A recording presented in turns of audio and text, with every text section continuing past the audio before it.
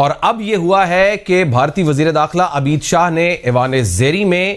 شہریتی ترمیمی بل CAB متعارف کرایا ہے اور اس مجوزہ قانون پر بھارت کی حزب اختلاف کی جماعتوں نے احتجاج کیا ہے، جس کے تحت پہلی مرتبہ مذہب کی بنیاد پر بھارتی شہریت دینے کے لیے ایک قانونی راستہ اختیار کیا جا رہا ہے۔ اس بل پر مودی سرکار نے پہلی مرتبہ 2016 میں اسے پیش کیا تھا، لیکن احتجاج اور اتحادیوں کی جانب سے دستبرداری کے بعد معاملہ ٹھنڈا پڑ گیا تھا۔ بل میں 2015 سے پہلے بنگلہ دیش، پاکستان اور افغانستان سے بھارت آنے والے غیر مسلموں کو بھارتی شہریت دینے کی تجویز ہے۔ اصل میں ہے کیا یہ شہریت بل؟ اس کا مقصد پاکستان، بنگلہ دیش اور افغانستان کے 6 مذاہب غیر مسلم تارکین وطن، وہ ہندو، عیسائی، پارسی، سکھ، جین مت والے اور بدھ مت کے ماننے والے، یعنی جینز اور بدھ مت کے ماننے والوں کو بھارتی شہریت کی فراہمی ہے۔ اس میں مسلم شامل نہیں ہے۔ اس بل کے تحت 1955 کی شہریت ایکٹ میں ترمیم کر کے منتخب کیٹیگریز کے غیر قانونی تارکین وطن کو بھارتی شہریت کا اہل قرار دیا جائے گا۔ اس بل کی کانگریس سمیت تمام اپوزیشن جماعتوں اور مذہبی جماعتوں کے ساتھ ساتھ انتہا پسند ہندو جماعت شیو سینا نے بھی مخالفت کی اور کہا کہ مرکز اس بل کے ذریعے ملک میں مسلمانوں اور ہندوؤں کی تقسیم پیدا کرنے کی کوشش کر رہا ہے۔ بھارتی شہریت کے ترمیمی بل 2016 کے تحت شہریت سے متعلق 1955 میں بنائے گئے قوانین میں ترمیم کی جائے گی اور اس بل کے تحت 31 دسمبر 2014 سے قبل 3 پڑوسی ممالک سے بھارت آنے والے ہندوؤں، سکھوں، بدھ متوں، جینز، پارسیوں اور عیسائیوں کو بھارتی شہریت دی جائے گی۔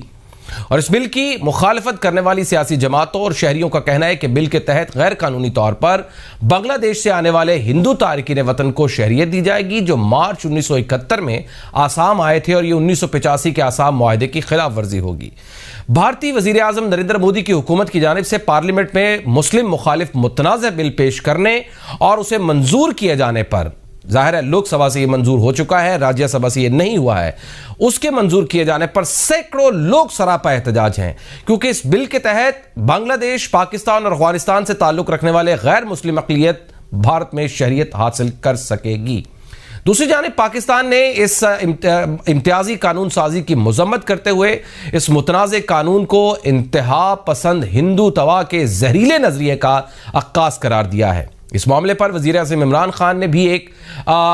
ٹویٹ کی اور کہا کہ ہم لوک سبھا میں متنازع شہریت سے متعلق قانون سازی کی شدید مذمت کرتے ہیں۔ یہ ٹویٹ آپ کو نظر آ رہی ہے، جس میں انسانی حقوق کے تمام قوانین اور پاکستان کے ساتھ دو طرفہ جو معاہدے ہیں ان کی خلاف ورزی کی گئی ہے۔ انہوں نے ساتھ میں یہ بھی کہا ہے کہ توسیع پسندی دراصل RSS کے ہندو راشٹرا ڈیزائن کا ایک حصہ ہے، جس کو فیشسٹ مودی سرکار نے پروپیگنڈے کے طور پر استعمال کیا ہے۔ اس بل کو راجیہ سبھا، جو کہ ایوان بالا ہے، اس سے منظور ہونا ہے، جبکہ حکمران جماعت کی اکثریت نہیں ہے۔ تاہم کسی بھی بل کی قانون سازی کے لیے بھارتی پارلیمنٹ کے دونوں ایوانوں، لوک سبھا اور راجیہ سبھا کی توثیق ہونا ضروری ہے۔ اب سوال اس پر یہ ہے کہ دراصل یہ بل، اس کا آنا، اس کے اثرات کیا ہوں گے اور اس بل کا مطلب کیا لیا جائے؟ مذہب کی بنیاد پر بھارتی شہریت دینے سے کشمیر میں جو بھارتی نیریٹو ہے اس کو کیا فائدہ ہوگا؟ یعنی وہ اس بل سے حاصل کیا کرنا چاہتا ہے اور خود کشمیر کاز کو کیا نقصان ہوگا؟ اور اگر یہ بل، اگر فرض کر لیتے ہیں راجیہ سبھا سے بھی منظور ہو جائے، پاکستان کے لیے کس نوعیت کا نقصان ہوگا کشمیر ایشو کے تناظر میں؟ اور جو نیریٹو یہ ہے کہ کشمیریوں کو خود فیصلہ کرنے دیا جائے کہ وہ بھارت کے ساتھ رہنا چاہتے ہیں، پاکستان کے ساتھ رہنا چاہتے ہیں یا وہ انڈیپینڈنٹ رہنا چاہتے ہیں، اس پر بھی اس بل کی منظوری کا کیا کوئی نقصان ہوگا؟ آئیے اس کے لیے بات کرتے ہیں۔ ہمارے ساتھ موجود ہیں ماہر کشمیر امور سینئر صحافی احمد قریشی صاحب، اور ساتھ میں ہمارے ساتھ موجود ہے برسل سے کشمیر کونسل یورپی یونین سید علی رضا صاحب۔ بہت بہت شکریہ آپ دونوں کا۔ سب سے پہلے میں احمد قریشی صاحب آپ کی طرف آ رہا ہوں تاکہ میں ذرا علی رضا صاحب کو بھی ساتھ میں جوائن کر لوں کہ یہ بھارتی پارلیمنٹ میں مسلم مخالف متنازع بل جو منظور ہوا ہے، جو کہ ابھی ظاہر ہے راجیہ سبھا سے منظور ہونا باقی ہے، لوک سبھا سے ہوا ہے، اس کے اثرات کیا ہوں گے؟ اس بل کا مطلب کیا لیا جائے احمد صاحب؟ تو یہ تو میرے خیال میں خاتمہ ہے اس متھ کا انڈیا کی کہ یہ ایک ملٹی کلچرل سوسائٹی اور ایک ڈائیورس جو ہے اس کا اختتام ہے. مطلب یہ ایک ڈائریکٹ میسج اب انڈیا کی ریاست اپنے مسلمان شہریوں کو دے رہی ہیں کہ آپ جو ہیں وہ وانٹڈ نہیں ہیں ہمارے ملک کے اندر. مجھے زیادہ جو ہے انٹرسٹ میرا ایز اے پاکستانی یہاں بیٹھے ہوئے ہمیں دو چیزوں پہ اس پہ بڑا نظر رکھنی چاہیے. ایک تو یہ ہے کہ جو اس پہ انٹرنیشنل ریئیکشن ہو رہا ہے. آپ کو میں بتاؤں کہ کل جو امریکی کانگریس کی فارن افیئرس کمیٹی ہے انہوں نے باقاعدہ بیان جاری کیا ہے اس کے اوپر اور کہا ہے کہ ہمارے اور بھارت کے جو تعلقات ہیں وہ اس بنیاد پہ تھے کہ ہم دونوں جمہوریت ڈیموکریٹک کنٹریز ہیں, جمہوری ممالک ہیں, لیکن اگر انڈیا اس طرح کے قوانین پاس کرنے جا رہا ہے مسلمانوں کے خلاف, یہ امریکی کانگریس کی جو فارن افیئرس کمیٹی ہے اس کا آفیشیل بیان ہے, تو پھر ہمیں نظر ثانی کرنی پڑے گی امریکہ کو بھارت کے ساتھ تعلقات پہ. ہماری جو خوف ہے اور ہمیں کھل کے اس پہ بات کرنی چاہیے, ابھی تک ہماری گورنمنٹ کر نہیں رہی ہے. ویسے یہ ہماری, میں تنقید نہیں کر رہا, گورنمنٹ ہماری بہت ساری اچھی باتیں کر رہی ہے, لیکن ایک جملہ جو انہیں ضرور کہنا چاہیے ہماری گورنمنٹ کو وہ یہ ہے کہ یہ جو بنیاد رکھی جا رہی ہے خانہ جنگی کی بھارت کے اندر, کل جب یہ جنگ ہوگی تو ریفیوجیز پاکستان کے بارڈرز پہ آئیں گے, اور اس لیے ضروری ہے کہ پاکستان جو ہے وہ کھل کے انٹرنیشنلی بات کرے